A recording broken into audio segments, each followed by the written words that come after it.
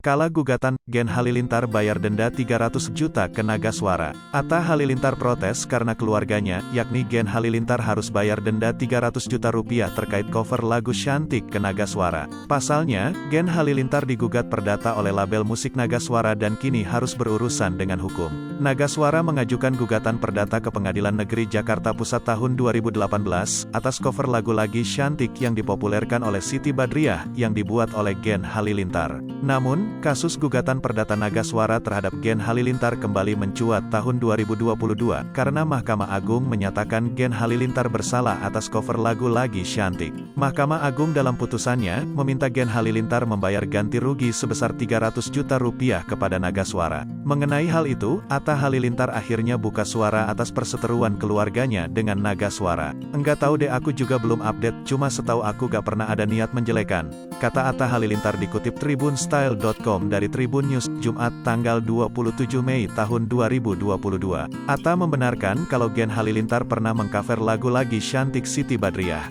Hanya saja ia tidak tahu sudah izin atau belum dengan label Nagaswara yang memayungi lagu tersebut. "Kebetulan lagu lagi Shantik banyak yang cover di seluruh Indonesia, aneh kenapa tiba-tiba sekeluarga aku yang kena. Nggak ngerti jadinya, gimana aku bingung juga," jelasnya.